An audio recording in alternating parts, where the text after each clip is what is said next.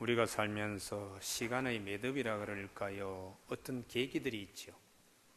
이번 주간은 한 해를 돌아보는 시간이 됩니다. 한 해를 돌아보는 시간으로만 끝나는 것이 아니고 다가올 새해를 어떤 모습으로 맞이할까 곰곰이 생각하면서 지내는 주간이 됩니다.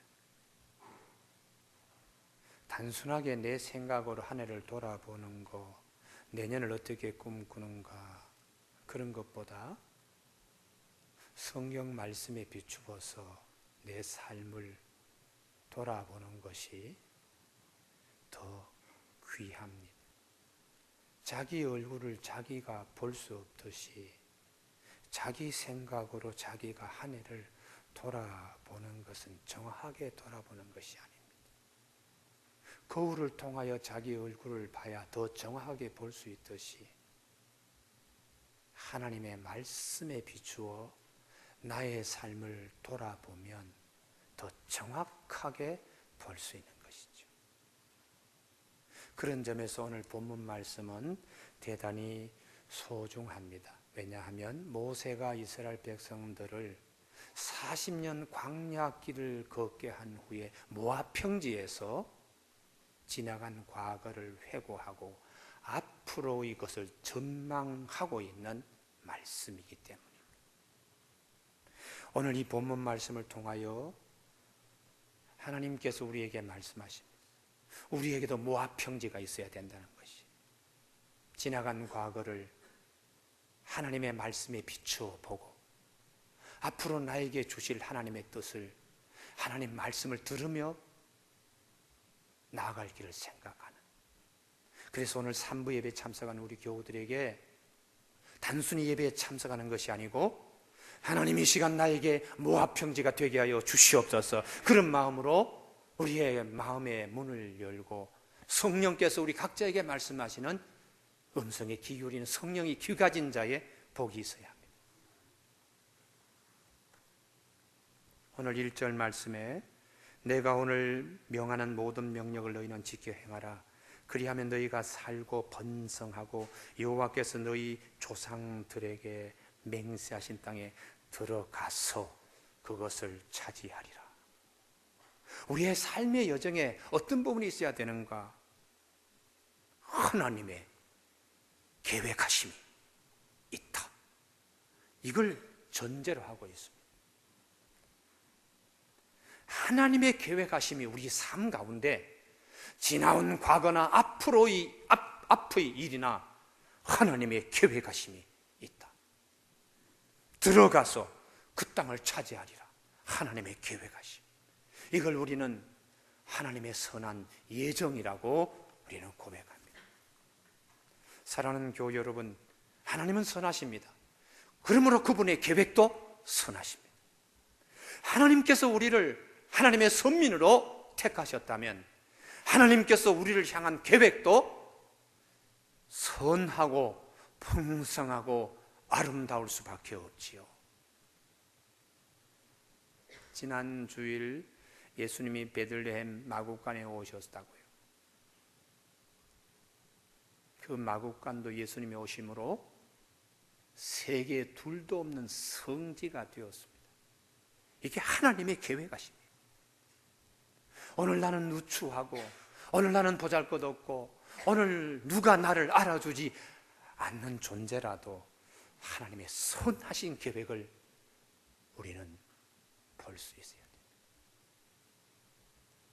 예수님이 달려 돌아가시기 전에는 십자가가 다 최고의 사형수, 최고의 국가 반란죄를 거스린 자들을 처형하던 그런 형틀이었습니다.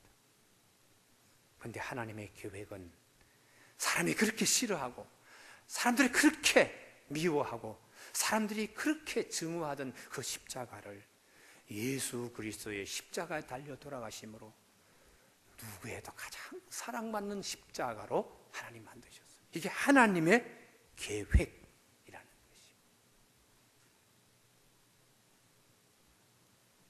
모압 평지에서 모세가 이스라엘 백성들에게 7절 말씀, 내 하나님 여호와께서 너를 아름다운 땅에 이르게 하시나니 그곳은 골짜기든지 산지든지 시내와 분천과 샘이 흐르고. 하나님의 예정하심은 아주 분명한데, 광야에서 지난날 물이 없어서 걱정하고 원망하고 그런 식의 예정은 없다.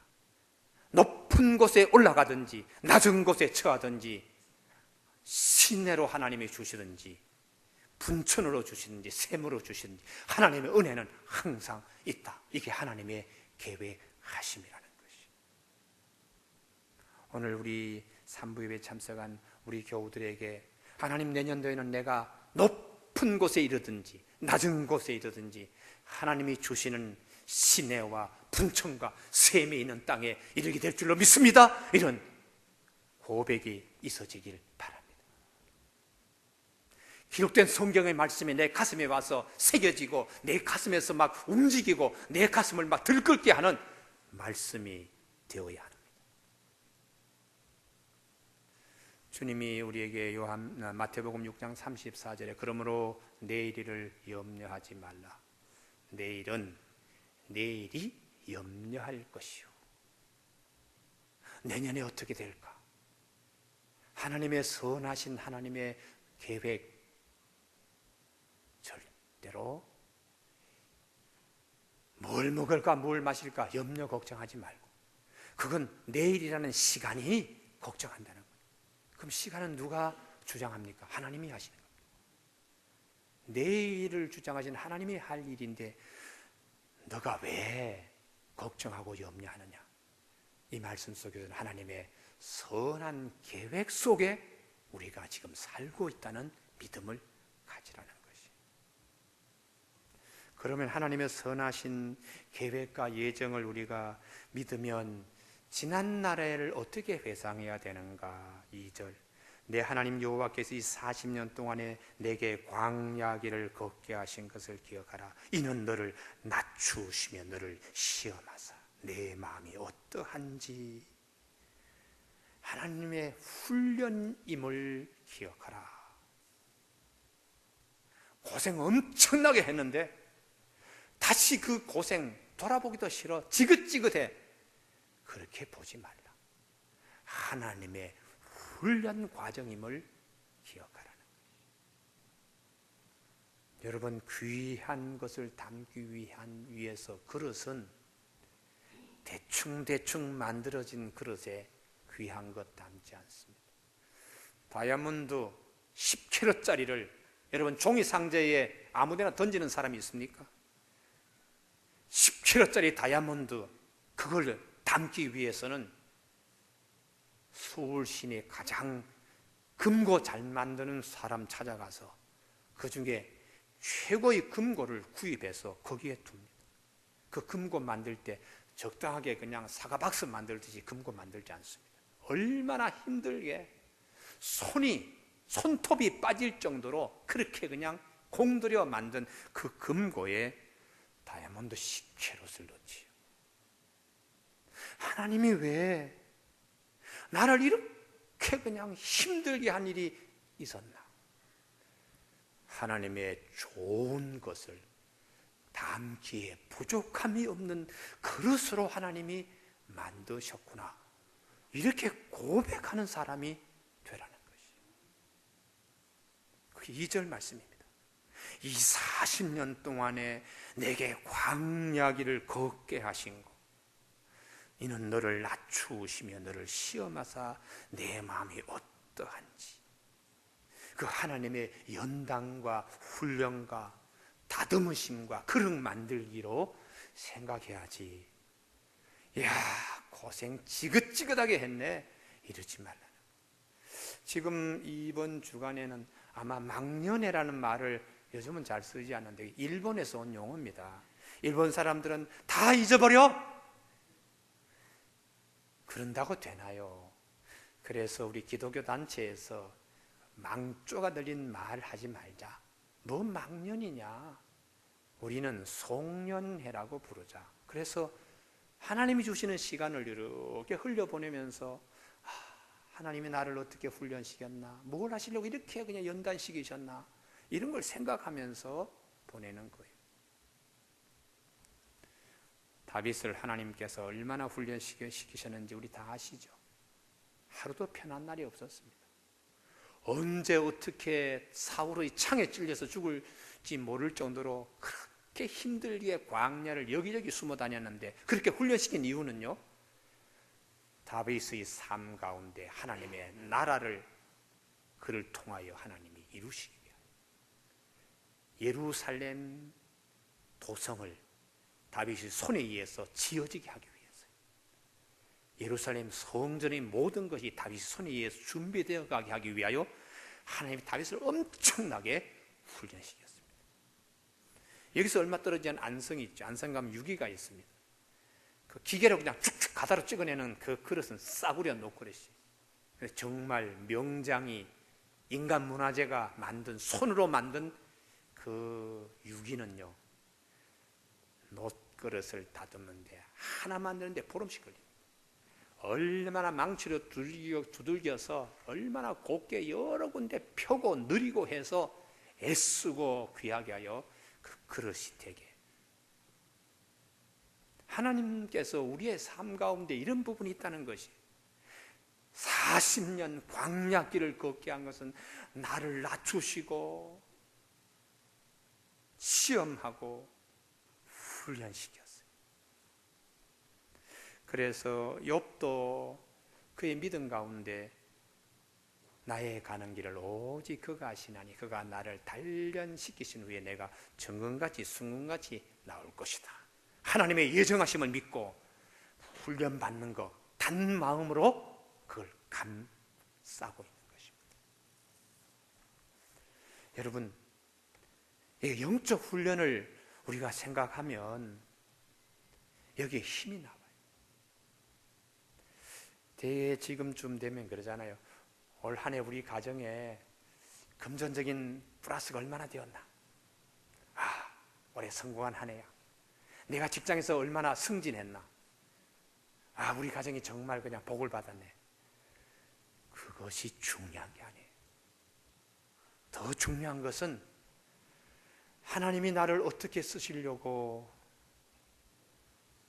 하나님께서 나를 얼마나 많이 훈련시켰는가, 시련 중에서 내가 하나님의 사람으로 얼마나 더 커진 그릇이 되었는가, 그것도 살필 수 있어야 합니다. 하나님의 계획을 담을 수 있는 그릇으로 내가 얼마나 이게 준비되어져 있는가, 그런 점에서 보면 고생이 감사한 거예요. 할렐루야. 이게 하나님의 신비입니다. 하나님의 신비.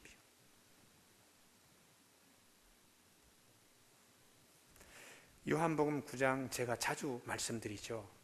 길 가다가 소경 거지된 자가 길에 남의 구걸을 하고 있을 때 제자들은 누구 죄입니까? 이 사람이 죄입니까? 부모님의 죄 때문에 저렇게 저주받은 삶을 삽니까?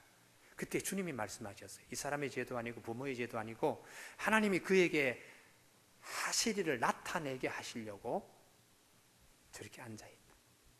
그리고 제자들이 흉을 받던 그 소경 거지를 주님이 친히 진흙을 이겨서 그 눈에 바르시고 실로암 못에 가서 씻고 오너라. 그래서 이 소경 거지가 가서 진흙을 씻고 돌아왔더니 밝은 눈으로 봤더라. 실로암은 보냄을 받았다. 이 소경으로는 눈이 깜깜합니다. 뭔가 밖에 있는데 볼 수가 없어요. 그런데 주님의 은혜로 씻고 왔더니 하나님이 다 만들어 놓으신 것을 보고 너무 기쁜 거예요. 그런데 정말 눈을 고쳐야 될 사람은 이 소경 거지가 아닙니다. 제자들입니다. 사람이 잘못된 것을 보고 저 저주받았구나, 저 누구 때문에 저런 거야, 이런 눈을 확 씻어서 하나님이 저 가운데 숨겨놓으신 하나님의 일을 보는 눈으로 완전히 바뀌어지도록 주님이 말씀해요. 이게 보냄을 받은 자의 자리입니다. 여러분, 우리가 볼 때에 나를 왜 이렇게 힘들게 할까? 낮추시고 줄이게 하시고 알지 못하던, 조상들도 알지 못한 만나를 먹이시는 이유가 어디 있을까? 매일매일 일용할 양식을 매일매일 하루하루 먹고 사는 일에 이렇게 매달리게 한 이유는 무엇일까? 하나님의 훈련 과정이라는 거예요. 여러분, 고통을 고통으로만 여기면 절망밖에 따라오는 것이 없습니다. 야, 나는 부모님 잘못 만나가지고, 나는 남편, 아내 잘못 만나가지고, 나는 친구 잘못 만나가지고 이 꼴밖에 되지 않으니 팔자가 되게 사나워. 절망밖에 따라오질 않아요. 그러나 똑같은 처지인데요, 하나님의 나를 도대체 어떻게 쓰시려고 이렇게 깡마른 집안에 태어나게 하고 열심히 살아는 되는 일이 없는데 하나님이 어떻게 나를 쓰시려고 이런 훈련까지 시키시나 하고 할 때에 영적인 파워가 생기는 것입니다. 할렐루야. 이게 하나님의 신비입니다. 이게 하나님이 가지고 있는 신비예요. 그래서 하나님의 영을 가진 사람들은 어려움이 있을 때에 더 단단해지는 거예요. 왜냐 그러면 하나님의 계획을 믿습니다. 하나님의 훈련을 믿습니다. 할렐루야. 하나님의 선하신 것을 믿기 때문에 거기서 확 이렇게 그냥 솟아나는 것입니다. 하나님이 예비해 두신 가나안 땅에 심겨지기 위해서는 엄청난 훈련을 하는 거죠. 해병대 훈련이나 또 육군사관학교, 공군사관학교, 사관생도의 훈련이 다 고됩니다. 요즘 공군요, 제가 대성산인가요? 언제 그 레이더 기지에 우리의 청년이 거기 근무를 해서 일부러 그것에 면회를 부대장 위에 상관들 이렇게 통해 가지고 그 레이더 기지에 있는 청년들에게 짜장면을 한번 대접하겠다. 비무장지대잖아요. 그래서 공군 군목도 다 이렇게 해가지고 갔는데요. 요즘 공군은 참 군인이 아니더래요. 지휘관이 뭐라 그러니까, 대대장님, 우리 육군 아닙니다. 우리 공군입니다. 군기가 다 빠졌더라고요, 완전히. 근데 정말 해병대라든지 공수부대라든지 진짜 군인들은요, 군인 정신이 딱 살아있어요. 그래, 얼마나 팍팍 기게 그냥 훈련을 시켰으면 눈에서 눈빛이 초롱초롱해요. 그게 진짜 군인이에요. 해병대 장교 훈련 시킬 때 어떻게 하는 줄 아십니까?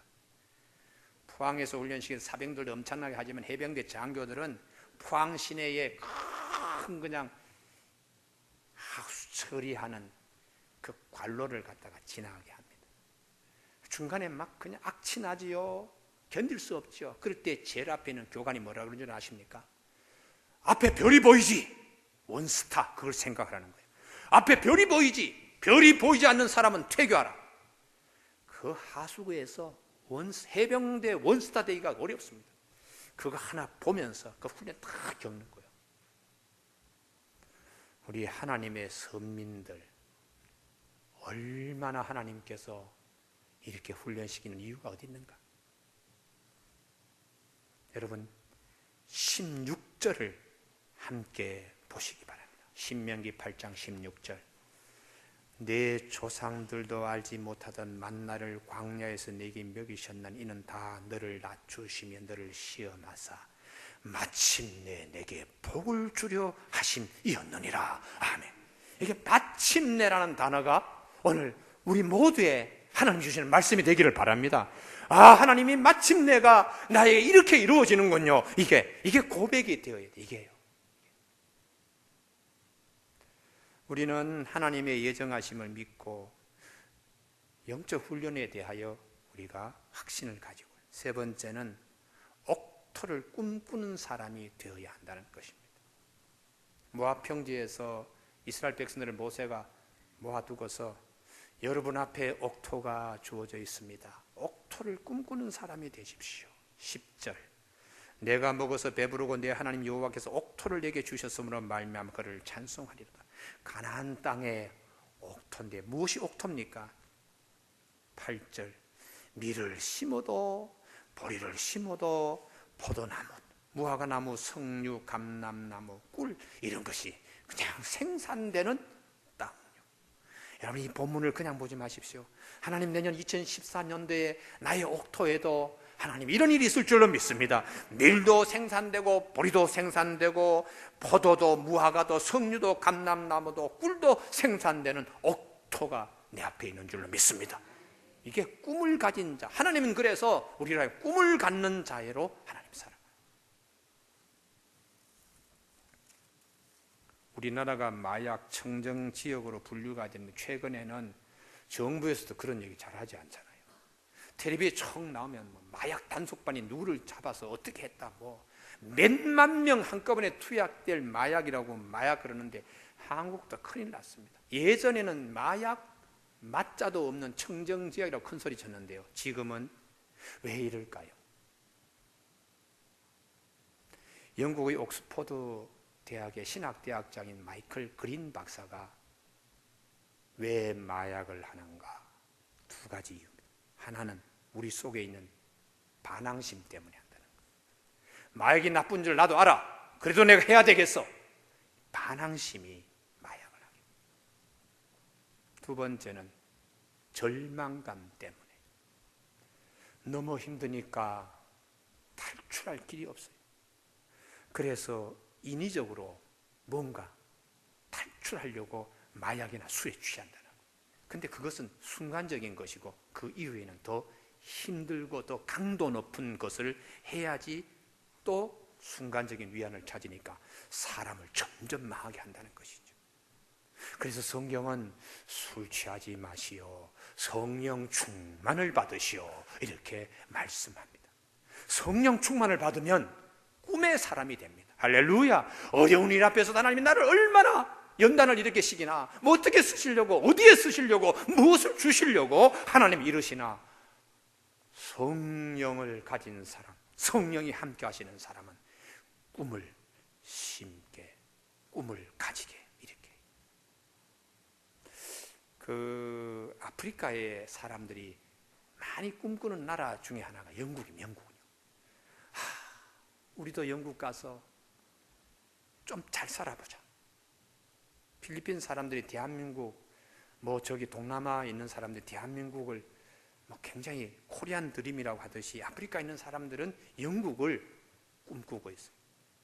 그 중에 아프리카의 그리스도인들 가운데 하나님 영국만 건너가면 정말 신앙생활 잘하겠습니다, 이렇게 막 기도하고 열심히 신앙생활 뜨거웠던 사람들이 영국에 안착하게 되면 열심히 일합니다. 처음에. 그러다가 먹는 문제, 사는 문제에 어느 일정 수준이 되면 그 다음에 꿈이 없어졌기 때문에 신앙도 떨어지고 기쁨도 없고, 그러면서 가정에 자녀들이 문제 일으키면 감당이 어려운 가정이 되는 일이 많다고 얘기를 합니다. 오히려 아프리카에서 영국에 갔으면 하던 그때의 신앙과 삶이 더 건강했다는 것이. 뭘 말합니까? 꿈이 있어야 사람이 산다는 것입니다. 할렐루야. 네. 꿈이 있어야. 몇 년 전에 모 재벌의 딸요, 미국에서, 이야, 그 부잣집 딸이 왜 자살하냐?